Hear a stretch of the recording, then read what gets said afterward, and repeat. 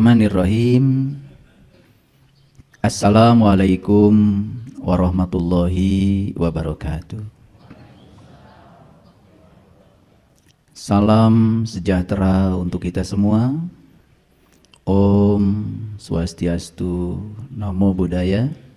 Salam kebajikan, Sampurasun. Rahayu Sagung Dumadi. Semoga seluruh makhluk hidup di semesta ini, baik yang kelihatan maupun yang tidak kelihatan, di setiap ruang dan waktu, di semua tingkatan, senantiasa hidup berbahagia. Semoga kita yang masih diberikan pinjaman kehidupan bisa menjadi sumber cinta, sumber kebahagiaan, sumber ketentraman, sumber kedamaian. Siapapun yang bertemu dengan kita tidak berkurang kebahagiaannya. Siapapun yang bertemu dengan kita selalu merasa aman, terlindungi, karena kita sudah menjadi sumber sukacita bagi seluruh semesta. Diberi pinjaman kehidupan itu merupakan sebuah kesempatan bagi kita untuk terus menempa diri, meningkatkan kedewasaan. Karena Allah menyatakan di Quran, tidaklah aku memanjangkan umurmu kecuali untuk berpikir. Jadi kata Quran, panjang umur itu tujuannya adalah agar kita bisa berpikir. Apa artinya berpikir? Berpikir itu bukan menghitung uang. Berpikir itu bukan menghafal itu, menghafal ini. Bukan. Berpikir berarti menggunakan pikiran. Kapan kita menggunakan pikiran dan siapa pengguna pikiran itu? Karena pikiran ini adalah instrumen, alat, maka pengguna pikiran itu adalah kesadaran kita. Jadi siapa orang yang berpikir adalah orang yang kesadarannya sudah mampu mengendalikan pikirannya. Karena kebanyakan manusia justru pikirannya yang mengendalikan kesadarannya. Sehingga kebanyakan manusia setiap saat tidak menjadi diri sejatinya, hanya menjadi diri palsunya. Itu yang disebut dengan ego. Ketika hidup dikendalikan oleh ego, bersiap-siap saja untuk mengalami berbagai macam masalah. Penderitaan, kesedihan, itulah. Tetapi mereka itu yang namanya penderitaan, kesedihan, dihadirkan oleh semesta hanya untuk menegur kita bahwa hidup kita ada yang harus diperbaiki. Jadi stop dari sekarang berpikir bahwa penderitaan, kesedihan itu adalah musibah. Atau apalagi disebut sebagai siksaan. Apalagi disebut sebagai kutukan, azab dari Allah. Mana mungkin Allah yang maha cinta, maha pengasih, maha penyayang, mengutuk hambanya sendiri. Mana mungkin Allah yang maha cinta, maha pengasih, maha penyayang, menghinakan ciptaannya sendiri. Jadi kita ini selama ini mempersepsi Allah itu bertolak belakang terkadang dengan sebutan-sebutan yang kita sampaikan kepada Allah. Katanya Allah itu Ar-Rahman, Ar-Rahim. Tapi di sisi lain kita masih mempersepsi seakan-akan Allah itu baik kepada kita kalau kita baik kepadanya. Dan Allah itu jahat dan tidak baik kepada kita, menghukum kita, mengazab kita kalau kita tidak baik kepadanya. Konsepsi tentang Allah yang semacam itu adalah menghinakan Allah sendiri. Allah itu tidak punya sifat seperti itu. Dia baik kepada kita bukan karena kebaikan kita. Dan kalau kita mendapatkan segala kehidupan yang menderitakan diri kita, itu pun bukan dari Allah. Itu adalah alarm, peringatan, akibat yang ditimbulkan oleh tindakan kita sendiri. Sederhana saja, kadang-kadang kita suka berbicara, semoga penyakit saya segera dicabut oleh Allah. Suka begitu kan? Itu cara berbahasa yang tidak sadar. Secara tidak langsung kita sedang menuduh kepada Allah, seakan-akan Allah yang menanamkan penyakit itu pada diri kita. Lalu kita bilang, semoga Allah mencabut penyakit itu. Padahal di Quran tidak ada kata-kata Allah memberikan penyakit, tidak ada. Tapi kata-kata bahwa Allah menyembuhkan penyakit ada. Faiza maridtu fahuwa yasfin. Apabila kamu sakit, aku yang menyembuhkan. Ada ayatnya. Tetapi sakit itu bukan dari Allah. Sakit itu dari perbuatanmu sendiri. Nah, segitu cinta kasihnya Allah yang luar biasa, kamu saja yang membuat penyakit, Allah yang menyembuhkannya. Tidak pernah Allah mengatakan, karena kamu yang bikin penyakit, kamu sendiri yang harus tanggung jawab. Gak begitu Allah. Jadi kita menempatkan Allah saja masih salah. Persepsi kita tentang Allah masih keliru. Itu yang dikatakan Allah dalam hadis kursi, aku bergantung sangkaan kamu. Jadi Allah itu menyatakan dirinya sebagai Rob. Rob itu adalah kehadiran, keberadaan. Kehadiran dan keberadaannya sudah cukup membuat segala sesuatu terjadi. Tetapi yang ingin menjadikan itu terjadi, itu adalah kita sendiri. Jadi kun fayakunnya Allah itu adalah beliau hadir sebagai fasilitator untuk membuat segala sesuatu terjadi. Tapi yang ingin segala sesuatu terjadi, itu adalah kita sendiri. Kita sang kreatornya, kita sang penciptanya. Allah itu hanya mengikuti apa yang kita pikirkan, yang kita rasakan, yang kita bicarakan, yang kita lakukan berulang-ulang. Itu yang namanya doa. Pahami itu. Kalau ingin hidup menakjubkan, pahami itu. Makanya kita harus keluar dari zona nyaman kita. Keluar dari kampung kita. Makanya di Quran surat An-Nisa ayat 66 Allah mengatakan, bunuhlah dirimu, keluar kamu dari kampungmu. Itu perintah. Dan jika kamu melaksanakan itu, maka itu lebih baik bagi kamu dan akan menguatkan imanmu. Itu Quran. Apa yang harus kita bunuh? Bunuh ego kita, bunuh diri palsu kita. Karena selama ini kita hidup dikendalikan oleh ego, diri palsu kita. Itu yang bernama pikiran. Pikiran mana yang disebut dengan ego? Pikiran yang belum tersentuh oleh cahaya ilahi. Saya pastikan ya, setiap pikiran yang belum diterangi oleh cahaya ilahi, belum ketemu nur ala nur, belum ketemu matahari rohani dalam dirinya, itu yang disebut dengan pikiran gelap. Dan itu yang selama ini mengendalikan kita, cuman kita tidak sadar. Oleh karena itu hari ini, saya akan memberikan hadiah buat kita semua. Saya akan membuka rahasia berserah diri. Karena selama ini kita cuma bicara, ayo kita berserah diri, ayo kita berserah diri. Caranya seperti apa sih berserah diri itu? Sama seperti kita disuruh untuk ingat kepada Allah. Malah nyebut-nyebut nama Allah. Padahal ingat dan menyebut itu berbeda. Menyebut itu di sini pakai mulut. Ingat itu kan di batin kita. Dan setiap kita menyebut, kita mengklaim seakan-akan kita sudah ingat kepada Allah. Itulah sesungguhnya kita selama ini. Gak jelas. Disuruh tobat, malah minta ampun. Padahal tobat itu bahasa Arab. Artinya kembali. Kembali kamu pada jati dirimu. Tobat dan minta ampun itu sesuatu yang berbeda. Kalau kita sudah kembali kepada Allah, ya Allah akan mengampuni. Otomatis. Bahkan Allah mengatakan, Inna fatahna laka fatham mubina liyaghfira lakallah ma taqaddama min dzambika wa ma ta'akhkhar. Hari ini kamu terbuka kembali penglihatanmu sehingga kamu bisa melihat jati dirimu, kembali kepada Allah. Maka aku ampunkan bahkan dosamu yang lalu, termasuk juga dosamu yang akan datang. Begitu kata Allah dalam Al-Quran.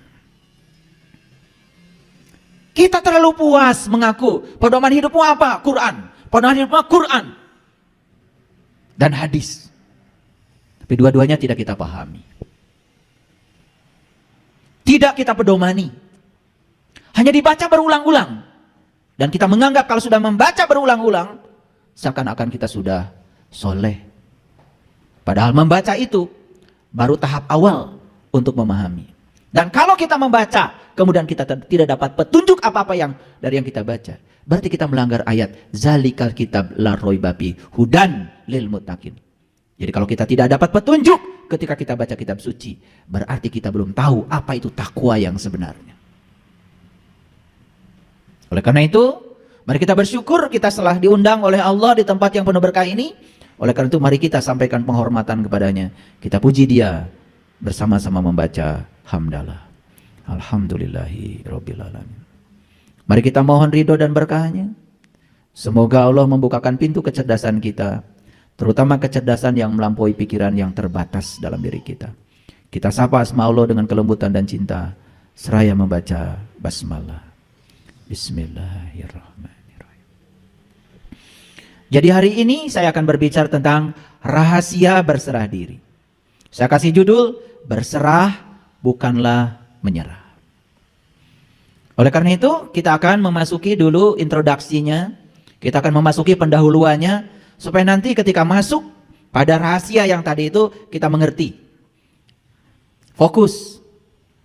Karena saya akan mencoba mengkombinasikan ayat-ayat Al-Quran dengan temuan-temuan baru para peneliti di bidangnya, terutama para psikolog yang terus mengembangkan pengetahuan baru tentang neuroscience. Jadi nanti akan ada banyak sekali ya rahasia-rahasia untuk menjelaskan ini. Ya, saya ambil dari data-data hasil penelitian yang sudah dipublish, yang sudah dinyatakan dalam bahasa saintifik, dan saya coba akan terjemahkan dalam bahasa yang mudah dimengerti. Jadi setiap hari saya ini punya langganan jurnal, dan saya berbayar. Jadi saya punya langganan jurnal yang berbayar, jurnal-jurnal yang terindeks, jurnal-jurnal yang sudah diakui ya keabsahannya oleh para ilmuwan di seluruh dunia. Jadi saya tidak pernah baca artikel hoax. Saya tidak pernah baca artikel-artikel yang dikirim oleh orang sembarangan yang gak jelas sumbernya. Lalu kita percaya. Saya tidak pernah baca yang gitu. Dan kalau ingin baca jurnal-jurnal yang terakreditasi, terindeks, yang diakui keabsahannya oleh para ilmuwan di seluruh dunia, ya harus berlangganan, berbayar. Itu hukum alam. Segala sesuatu yang bermutu, ya pasti berbayar. Jadi jangan ingin gratisan, karena gratis itu melanggar hukum alam. Kalau ingin bajunya murah, ya siap-siap saja. Setiap pakai baju itu garuk-garuk. Kalau ingin bajunya nyaman, ya tentu saja keluarkan uang lebih banyak sedikit. Jangan berpikir mahal, berpikir kebeli, pasti bisa kebeli. Kalau berpikir mahal, ya sudah, kata mahal itu sendiri sudah menghalangi rezeki datang.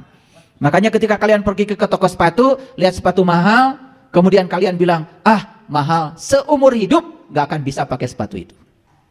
Tapi kalau berkata, pasti saya akan pakai, akan ada rezekinya.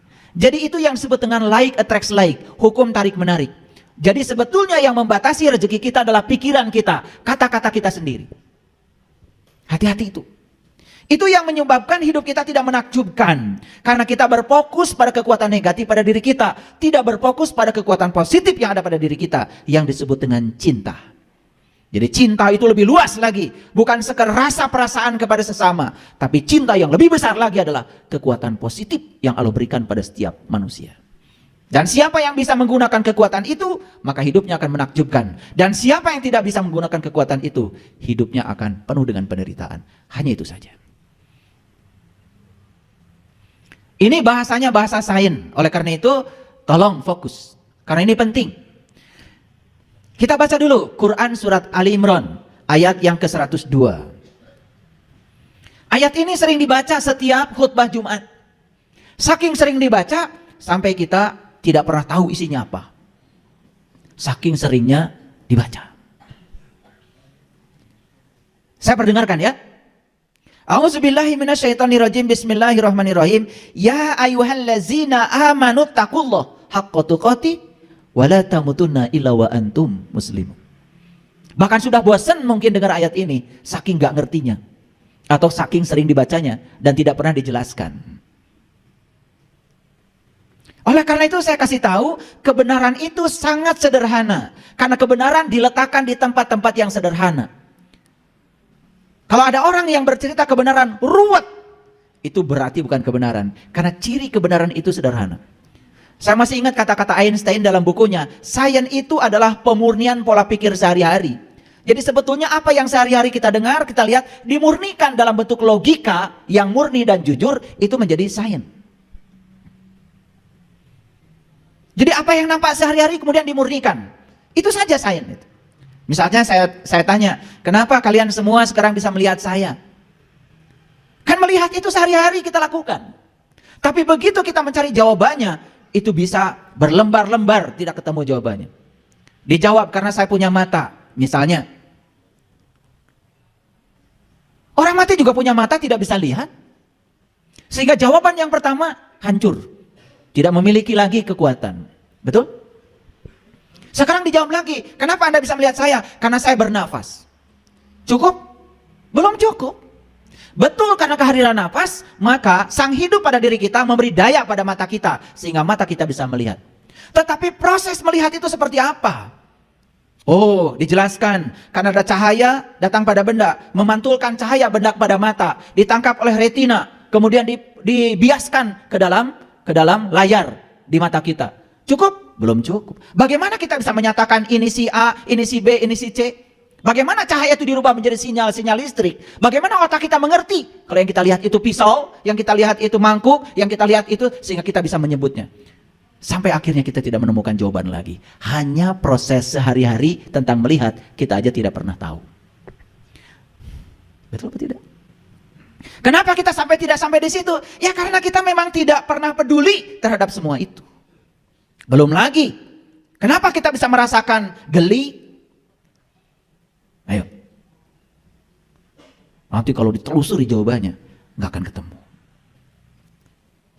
Kenapa kita bisa membedakan ini panas, ini dingin? Gimana saraf kita secerdas itu? Sehari-hari kita cuman, panas, menitiis, cuman gitu aja.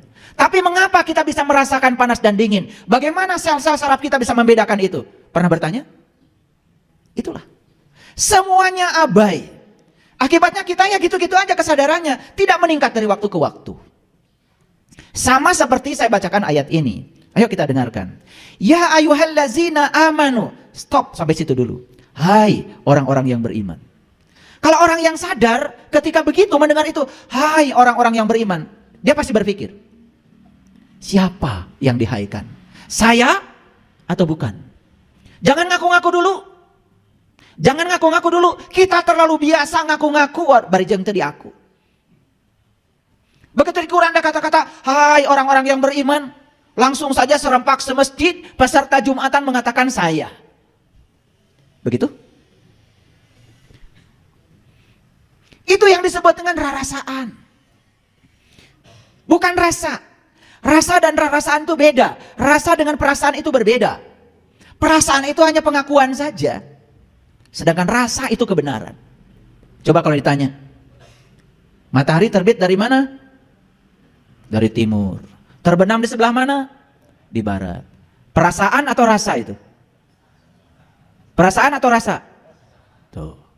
Membedakan yang gitu aja kalian belum tahu. Itu hanya perasaan kita saja. Kan matahari mah cicing. Kecuali matahari itu pagi-pagi nongol.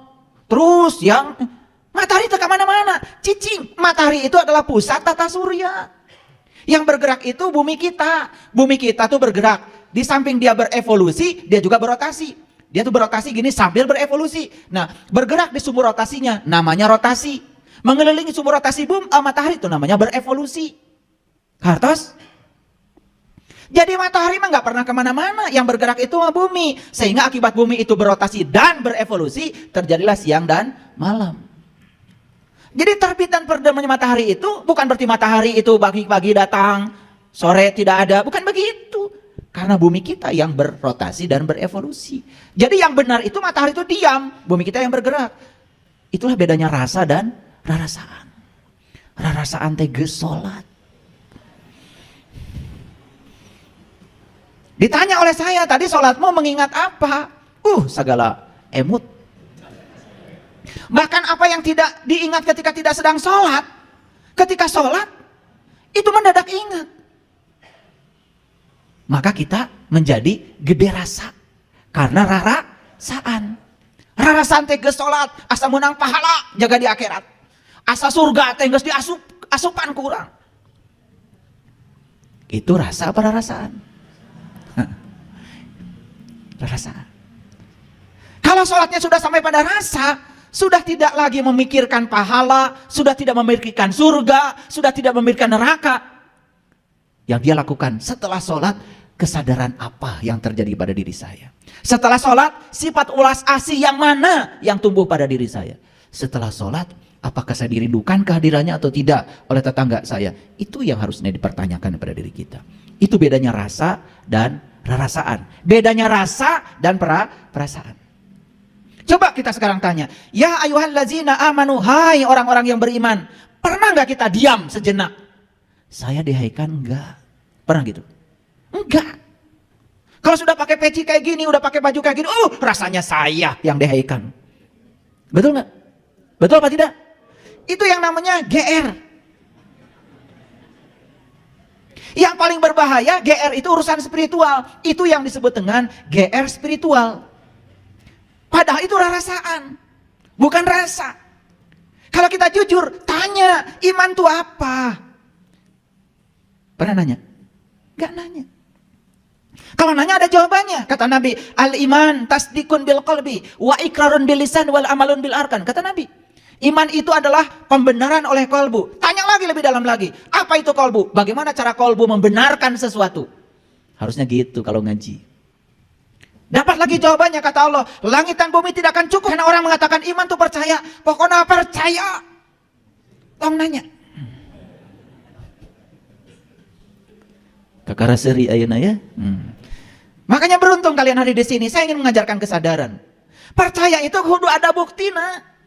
Percaya itu harus ada bukti. Kalau tidak ada bukti, layak untuk tidak dipercaya. Dan agama itu bukan paksaan. La ikraha fid-din. Karena tidak ada paksaan dalam agama, setiap apapun yang kita yakini, yang kita percayai, harus ada buktinya. Percaya Allah teh dekat jeung urang, bahkan lebih dekat daripada urat nadi. Diri kita sudah membuktikan? Sudah membuktikan? Kumaha rek percaya? Tidak tertarik untuk membuktikan itu. Jadi kalau kolbu itu sudah bisa membenarkan, maka lisan kita jadi benar. Lisan kita jadi benar. Akhlak dan perbuatan kita akan mengikuti lisan kita. Itu yang disebut dengan jujur. Selaras antara batinnya, kata-kata, dan tindakan. Kan kita biasa tidak selaras, di dalamnya seperti apa, keluar kata-katanya seperti apa, yang dilakukan seperti apa, bahkan melanggar janji, itu pun dianggap biasa. Padahal di Quran jelas-jelas dikatakan, ya ayyuhallazina amanu aufu bil uqud. Ciri orang beriman itu tidak pernah melanggar janji. Saya tanya, jadi ciri orang beriman itu tidak pernah melanggar janji. Jujur ya, suka melanggar janji? Jujur, suka melanggar janji? Masih ngaku orang beriman. Padahal ayat yang jelas, ciri orang beriman itu tidak pernah melanggar janji. Kita melanggar janji, masih ngaku. Coba, geus puguh eueuh bauna masih ngaku tarasi. Karena nama itu baru ada, melekat kalau ada cirinya. Nanti maksud saya, ciri saya, ciri ceramah saya, itu punya ciri tersendiri. Hilang cirinya, hilang namanya. Karena nama itu ada kalau ada ciri. Ada alamatnya, ada addressnya. Betul? Pertanyaan saya. Ya ayyuhallazina amanu. Hai orang-orang yang beriman. Berani ngaku? Saya yang dihaikan? Berani? Baru gak berani sekarang setelah dijelaskan oleh saya. Kemarin-kemarin sebelum kesini petatang petentengnya luar biasa. Betul? Bahkan menyesatkan orang lain itu biasa. Begitu orang lain beda dengan kita, sesat, murtad, kufur. Kayak itulah orang yang pengetahuannya sedikit, gampang menilai orang lain. Saya tanya sekali lagi, ya ayyuhallazina amanu, siapa? Ya siapa? Berani menyatakan terima kasih ya Allah, saya sudah dihaikan? Berani? Hai para mahasiswa saya, ada mahasiswa saya nggak di sini? Tiba-tiba ngacung semua, loh. Kapan daftarnya? Jadi kalau ada kata-kata yang semacam itu di Quran, ya ayyuhallazina amanu, stop, renungkan. Saya bukan. Kalau saya ini tidak layak dihaikan, gimana caranya supaya besok-besok saya layak untuk dihaikan? Belajar di Quran, surat Al-Mu'minun. Apa ciri orang yang beriman? Hadirkan ciri itu pada diri kita. Setelah hadir ciri-cirinya, baru dengan percaya diri mengatakan, semoga saya ya Allah. Cukup sampai di situ? Jangan berhenti di situ. Karena berikutnya ada tugas dari Allah. Ittaqullaha haqqa tuqatih. Ittaqullaha haqqa tuqatih. Kata Allah, bertakwalah kamu kepada Allah dengan takwa yang sebenar-benarnya. Pernah nanya, takwa itu apa? Melakukannya seperti apa? Kenapa ada kata-kata takwa itu harus sebenar-benarnya? Apakah ada yang palsu gitu? Pernah nanya gitu enggak? Enggak. Jadi mau maju gimana? Begitu dibilang kata Allah, bertakwalah kepada Allah dengan takwa yang sebenar-benarnya. Udah aja, dilewatkan perintah ini. Kalau saya kejar, apa kata takwa di Quran? Saya kejar. Makanya ketemu jawabannya di Quran surat Al-Baqarah ayat 63. Wa id akhadna mitsaqakum wa rafa'na fawqakumut tur khudhu ma atainakum biquwwatin wazkuru ma fihi la'allakum tattaqun. Jadi takwa itu sebuah prosedur. Pertama mengambil janji, yang kedua diangkat kesadarannya, yang ketiga ditunjukkan oleh Allah di puncak kesadarannya. Allah menunjukkan diri di puncak kesadarannya. La'allakum wazkuru ma fihi. Setelah Allah menunjukkan dirinya, bertajalli dalam dirinya, baru kata Allah, wazkuru ma fihi, ingat yang aku tunjukkan kepada kamu. La'allakum tattaqun. Baru kamu jadi orang yang bertakwa. Jadi takwa itu prosedur. Mengambil janji, diangkat kesadarannya, ditunjukkan sesuatu di puncak kesadarannya, ingat yang Allah tunjukkan. Itu baru takwa. Jadi siapa orang yang bertakwa? Orang yang sudah bisa ingat kepada Allah dengan ingat yang sebenar-benarnya. Itu haqqa tuqati. Gitu nggak kita? Belum. Belum semua. Setelah dibahas gini baru sadar, oh ternyata saya ini belum tahu. Tapi sekarang saya tahu kalau saya belum tahu. Alhamdulillah. Canyaho. Tapi geus nyaho yang orang teh canyaho. Bagus. Daripada terus-menerus menjadi orang yang tidak tahu, tapi kita tidak tahu bahwa kita tidak tahu. Yang lucu, banyak orang yang menganjurkan kepada kita harus bertakwa. Bari jeung teu dijelaskeun da manehna ge teu nyaho. Betul apa tidak? Banyak apa sedikit yang kayak gitu? Banyak sekali. Pakai sekali dong. Gak usah pakai 2 kali, sekali aja. Ya ayyuhallazina amanu ittaqullaha haqqa tuqatih. Jadi kalau begitu saya mau nanya, pintar apa tidak? Yang bisa takwa itu orang beriman atau orang yang mengaku beriman? Yang beriman. Dan tidak mungkin Allah tiba-tiba menyuruh seseorang sesuatu yang tidak dia lakukan. Misalkan inilah, saya sederhana aja. Saya nyuruh nembok, pasti dong tukang tembok. Gak mungkin saya nyuruh nembok ibu-ibu sebelah sini, gak mungkin. Salah saya memberikan perintah. Sekelas saya aja ngasih perintah pasti mikir dulu. Kalau saya mau ngecat gedung, saya cari tukang cat dong. Betul nggak? Gitu. Kalau saya mau nyuruh anak saya diajarkan baca tulis Quran, saya cari guru yang bisa baca tulis Quran. Pasti nggak cari tukang tembok dong. Paham? Sekelasnya Allah nyuruh kita bertakwa, pasti itu ada pesannya. Makanya yang disuruh bertakwa di ayat ini siapa? Hanya orang beriman. Karena hanya orang berimanlah yang bisa menjalankan takwa. Masuk akal? Nah, kenapa kita selama ini tidak bisa menjalankan takwa? Karena belum beriman. Ngaku-ngaku doang. Supaya pengakuannya diakui, udah pakai dandan macam-macam. Itu makanya ada lagu Pak Haji Sorban Palid. Da Palid Sorban oge. Pak Haji Sorban Palid itu orang yang sudah haji, tetapi sesungguhnya dia tuh tidak tahu apa esensinya haji. Berkunjung ke Baitullah, tetapi tidak tahu siapa yang harus dikunjungi. Palit dah sorbana. Orang tua kita mau ngasih pelajaran tuh luar biasa. Ya. Nah, palit itu bahasa Arabnya mabur. Paham ya? Ya. Udah stop dulu sampai situ. Karena ini kajiannya rahasia berserah diri dulu. Tapi tangkap dulu maksud saya. Siapa yang bisa bertakwa? Jawab dulu. Orang beriman. Apakah orang yang mau beriman bisa melakukan laku takwa? Gak akan bisa. Laku takwa itu spesial. Spesial. Karena kalau tadi saya jelaskan yang namanya takwa itu mengambil janji, diangkat kesadarannya, ditunjukkan sesuatu di kesadarannya. Allah bertajalli seperti bertajallinya kepada Nabi Musa. Falamma tajalla rabbuhu lil jabal. Ketika aku bertajalli di puncak kesadarannya Musa. Lalu Musa tersungkur dan mengatakan, qala subhanaka tubtu ilaika wa ana awwalul mu'minin. Itulah awalnya imannya Musa. Kapan kalian mau bertajalli kepada dia? Kapan mengawali iman? Tiba-tiba ngaku-ngaku sudah menjalankan takwa. Karena takwa itu sangat spesial. Tapi selama ini dengar kata-kata itu? Kita hanya menjalankan apa yang didengar kata orang. Yang penting sudah pakai baju takwa, langsung petantang petenteng jadi orang yang bertakwa. Nanti buka Quran surat Al-Baqarah ayat 63 ya, sampai di rumah. Nah, pertama syaratnya harus iman, yang kedua kalau dia bisa menjalankan laku takwa, hadiahnya apa? La tamutunna illa wa antum muslimun. Makanya kamu akan menjadi seorang muslim. Bahkan menjadi seorang muslim itu menjadi syarat mati. Kata Allah, janganlah kamu mati kecuali kamu harus sudah menjadi muslim. Sayang sekali, Muslim itu didangkalkan oleh kita hanya sebatas sebutan buat orang yang mengaku beragama tertentu. Padahal itu tingkatan tertinggi yang harus dicapai. Iman saja belum, takwa saja nggak ngerti, tiba-tiba menyatakan diri sebagai Muslim. Aneh apa tidak? Aneh? Aneh. Padahal ayat ini berstruktur, sangat saintifik. Iman dulu yang benar, lakukan takwa secara terus-menerus. Hadiahnya adalah kamu menjadi seorang Muslim.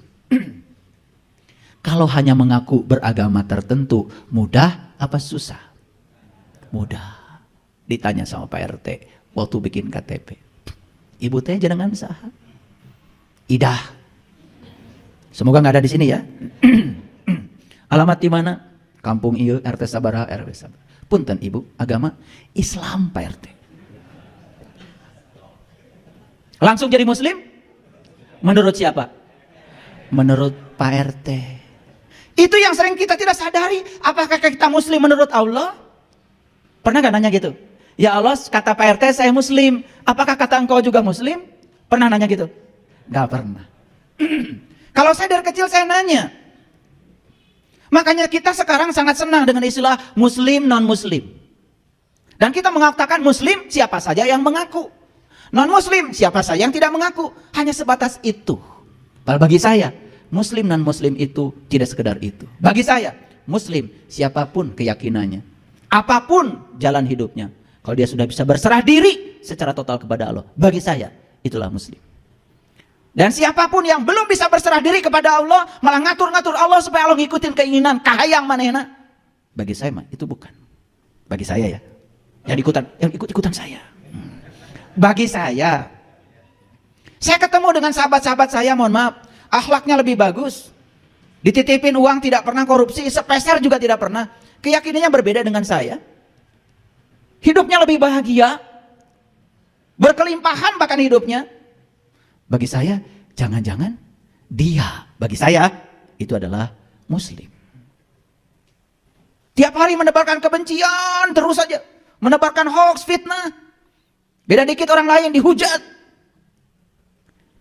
Hidupnya penuh dengan penderitaan. Jangan-jangan, bagi saya nih, kayaknya bukan. Maaf ya. Maaf. Jadi supaya kita jujur pada diri kita sendiri. Coba kita perhatikan, kenapa syarat mati harus menjadi Muslim? Kalau syarat mati mengaku beragama tertentu, sangat mudah. Padahal urutannya iman saja belum dicapai. Takwa saja tidak tahu. Apalagi menjadi seorang yang berserah diri. Baik, kita lihat akar katanya dulu. Supaya belajar agamanya benar. Apa yang perlu dipertanyakan oleh kita? Satu, apakah iman itu? Sudah saya jelaskan. Dua, siapa orang yang beriman itu? Pasti ada cirinya bukan? Tiga, apakah orang yang mengaku beriman dapat dikatakan sebagai orang yang beriman? Jawab dulu dong. Apakah orang yang mengaku beriman dapat dikatakan sebagai orang beriman? Belum tentu. Bahkan orang yang beriman itu gak pernah ngaku-ngaku. Nu beunghar asli, tara ngaku beunghar.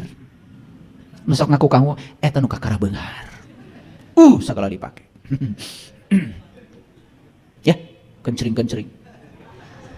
Kencering-kencering. Suku na ngalengkah kencering deui. Sagala dipake. Jika ondel-ondel. Yang asli mah nggak pernah begitu. Itu bedanya. Ya. Karena yang tidak asli itu suka cari topeng, suka cari pembenaran supaya dibilang asli. Coba. Sarung tenun asli pasti palsu. Dan asli mata tulisan asli. Saya beli sarung BHS tuh Samarinda, nggak ada tulisan asli. Gak usah saya menyebut merek yang lain, nanti takut ada yang tersinggung. Karena biasanya kalau yang palsu suka ada tulisan asli. Ya kayak kalian. Ya dah? Iya. Yang imannya asli nggak perlu dipamerkan di mobil. Pakai lapat ini, lapat itu nggak perlu. Tapi cara mengendarai mobilnya rapi. Parkirnya benar. Saya pernah lihat nih, lihat ya nih fakta. Tulisannya La ilaha illallah Muhammad besar. Itu parkir di pinggir jalan, dia tidur nyenyak, orang lain itu kesusahan karena dia parkir di pinggir jalan. Bagi saya, kayaknya ini nih yang bukan. Bisa tidur nyenyak, Sementara orang lain kesusahan gara-gara dia memarkir mobil di pinggir jalan. Atuh teu boga garasi mah tong waka meser.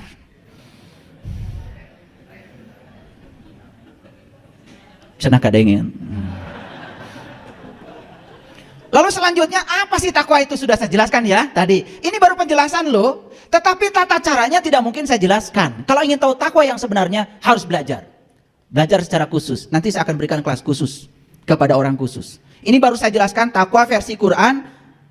Bisa dibaca semua orang. Tetapi itu pun caranya belum begitu jelas kan. Karena bagaimana kita bisa tadi mengambil janji, diangkat kesadarannya. Ngangkat kesadarannya kita belum bisa. Ditunjukkan sesuatu di puncak kesadarannya. Bagaimana supaya Allah bertajali pada diri kita? Kumaha carana? Itulah perlu ilmu khusus. Nah, disitulah kita perlu ketemu dengan orang-orang yang khusus, yang mewarisi ilmu khusus. Jadi supaya kita tuh bicara tidak ngasal gitu. Mulai sekarang belajar bertanggung jawab ya, gitu. Baru la'alakum tatakun, baru kita menjadi orang yang bertakwa. Apakah cukup sampai sini? Itu saja belum selesai. Yang imannya sudah benar, takwanya sudah dimiliki, belum tentu menjadi muslim. Komo ngaku-ngaku wungkul. Pernah dengar kajian ayat ini? Pasti pernah di sini sekarang. Kan biasanya coba dibaca aja, betul nggak? Nah itu, paling juga ada bumbu-bumbunya gini. Ya, saya sudah mewasiatkan takwa khususnya buat diri saya, umumnya buat hadirin yang hadir di tempat ini. Gitu. Selesai kan? Sarare. Biasanya kan gitu. Jumatan tuh, muntenunutan, tibra. Ya habis itu aja. Ya tidak pernah ada hal baru. Sudah bisa diduga. Pasti yang dibaca itu dan tidak dijelaskan. Sekarang saya jelaskan, semuanya bangun. Kaget. Betul? Sederhana yang saya jelaskan? Karena kebenaran itu sederhana. Cuman kita tidak melihat kesederhanaannya. Kemudian berikutnya, ya, siapakah muslim itu sebenarnya? Apakah semua orang yang mengaku beragama tertentu bisa disebut sebagai muslim? Secara syar'i, kulit luar, oke, nggak masalah. Setiap orang yang beragama Islam pasti disebutnya juga muslim. Tetapi ayat ini berbicara lebih dalam dari itu. Sampai menjadi muslim itu menjadi syarat mati. Maaf ya, orang pembenci, pendengki, wah pokoknya kelakuannya tuh nggak ada yang menenteramkan masyarakat, mengaku beragama tertentu, mati. Masa selamat? Masa selamat model kayak gitu? Itu aja, pikirkan.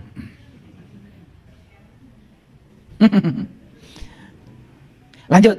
Nah ternyata muslim itu adalah gelar yang diberikan Allah untuk manusia yang sudah mencapai Islam. Apa? Gelar yang diberikan Allah untuk manusia yang sudah mencapai Islam. Pertanyaan berikutnya, apa Islam itu? Karena kita kenal Islam selama ini hanya sekedar nama sebuah agama.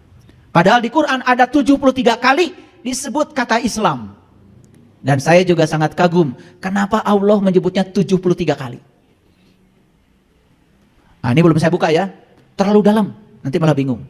Terlalu dalam, nanti suatu saat kalau sudah belajar ilmu khusus akan bisa menjawab sendiri. Nanti ada saatnya. Kata Islam berasal dari kata aslama, yuslimu, islaman. Nah, kalau belajar ilmu nahu, ya ilmu nahu, ilmu syarab di pesantren pasti akan belajar ini. Jadi kata Islam dari kata aslama, yuslimu, islaman. Aslama artinya tunduk. Yuslimu artinya patuh. Islaman itu artinya selamat. Pertanyaannya sederhana. Apakah kita sudah tunduk, patuh kepada Allah? Atau malah Allah disuruh tunduk dan patuh kepada kamu? Jujur nih jawab. Kan senang sekali ngatur-ngatur Allah supaya Allah ngikutin keinginan kita. Betul nggak? Jika perlu berkesana, berkesini, ya. Tidak bisa ngatur Allah sendiri, cari orang yang bisa ngatur Allah. Betul nggak? Kan gitu kelakuan kalian? Iya. Betul apa tidak? Iya. Ngedoa air sendiri, nggak percaya diri, minta orang. Kali aja dia malah lebih dekat dengan Allah. Jadi KKN itu sudah bukan di dimensi duniawi saja. Dalam urusan spiritual pun kalian ber-KKN. Kali aja kalau sorbannya panjang doanya dikabul, bukan? Kali aja kalau jangkotnya lebat, kali aja doanya dikabul, bukan? Gitu. Makanya berkesana, berkesini, apa? minta doa ini, minta doa itu. Kan gitu yang kita lakukan. Padahal Allah bersamamu, lebih dekat kepadamu daripada urat nadi lehermu. Geus teu percaya ka Allah nu aya di diri urang. Geus teu percaya ka Allah nu aya di diri urang. Allah yang ada bersama kita aja sudah tidak dipercayai. Bagaimana kita bisa dipercayai oleh orang lain? Kudu ngengken wawanen ka batur. Betul? Dengarkan kata-kata saya. Jadi muslim itu mereka yang sudah tunduk, sudah patuh.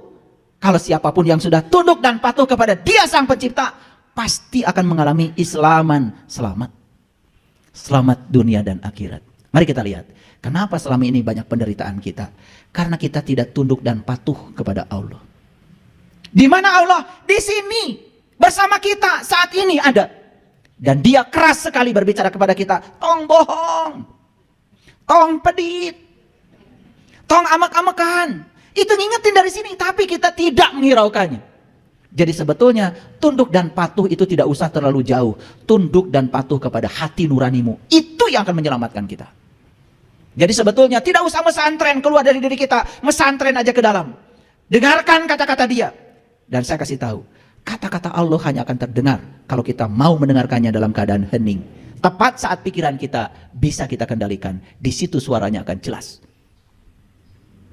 Jadi saya heran sekali ya, kita lebih suka pesantren itu ke sini, tetapi yang di sini tidak pernah diikuti. Tidak pernah diikuti. Padahal ikuti saja yang di sini. Itu pesantren yang luar biasa. Itu yang akan menjadikan kita islaman, menyelamatkan. Coba, apakah para koruptor yang sekarang sedang belajar di lembaga permasyarakatan itu tidak pernah diingatkan oleh Allah dari dalam dirinya? Jujur ya, tidak pernah diingatkan gitu? Pasti diingatkan, ilai nu maneh nu batur, mesing teu nyahoan ge batur, tetapi diri maneh mah nyaho. Betul? Enggak digubris. Apa yang terjadi? Tak. Awalnya ngutilnya kecil-kecil, tapi karena kebiasaan mulai berani pada yang besar. Begitu yang besar kanyahoan. Apa tidak diingatkan oleh Allah? Nih saya kasih tahu. Saya ingin kasih tahu sama kalian semua ya. Ini cinta kasih saya. Sebenarnya kalau kita dengar terus apa yang dikatakan beliau di sini, kita tidak akan pernah menderita. Semua penderitaan yang kita lakukan hari ini sebetulnya murni karena perbuatan kita sendiri. Setelah saya jelaskan seperti ini, makin terang benderang. Berani ngaku muslim? Mulai kan? Rarewas. Tadi maka dia menipu gaya. Apalagi kalau udah pakai seragam, serasi. Jilbab, kacamata, lipstik, baju, tas, seragam. Mani asa. Betul gak? Makanya ngaji tetong serting seragam. Bahaya seragam itu. Dianggap manusia itu seragam. Padahal manusia itu diciptakan oleh semesta bukan untuk diseragamkan, untuk dihargai agar mereka menjadi dirinya sendiri. Makanya tidak ada kewajiban ngaji di tempat saya pakai seragam. Yang penting pakai baju. Ya. Ya kahartos. Jadi muslim teh saha? Yang sudah aslama yuslimu islaman, yang sudah tunduk patuh kepada siapa? Kepada Dia. Hidup nggak Allah dalam diri kita? Mengingatkan kita apa tidak? Yes. Tapi yang lebih banyak didengar oleh kita bukan kesadaran yang muncul dari diri kita, tetapi pikiran kita. Nah, inilah pikiran itu yang suka waswisu fisudur, yang suka waswisu fisudur, yang suka mengganggu kesadaran kita. Itu sebabnya kesadaran kita sering hilang karena diganggu oleh pikiran kita. Mau ngasih masih pakai jeda. Makanya kalau mau ngasih langsung ngasih, jangan ditunda. Begitu ditunda yuwaswisu. Tadinya mau ngasih 1 juta, tetapi ada waswisu, lebar atuh. Geus we 200, nu penting mah mere. Udah gitu kata waswisu, pakai judul. Gak apa-apa sedikit juga, yang penting ikhlas. Gitu. Waswisu mah pinter cari pembenaran. Padahal nu saeutik mah jelas teu ikhlas, karena ikhlas itu gede ngasihnya. Paham maksud saya? Tapi si waswisu mah pinter, asal percaya diri, geus mere. Padahal niatnya mah tadi, perintahnya dari dalam batin yang pertama tuh 1 juta. Tapi karena tertunda beberapa detik, Kemudian waswisu mulai bergerak. Ya kan? Lebar atuh 200 ge cukup. Coba 800 lamun meuli kabaya. Itu kan? Itu. Nah, si waswisu didengar, apa akibatnya? Kesadaran yang tadi sudah memerintahkan kemudian hilang, diganti. Supaya tetap kita merasa percaya diri, maka si waswisu ngomong lagi, ngasih nasihat. Bilang, gak apa-apa ya, sedikit juga. Yang penting ikhlas. Wah, gaya deui. Lihat saya nih sudah jadi dermawan, padahal 200. Padahal perintah pertamanya 1 juta. Oh, kaira.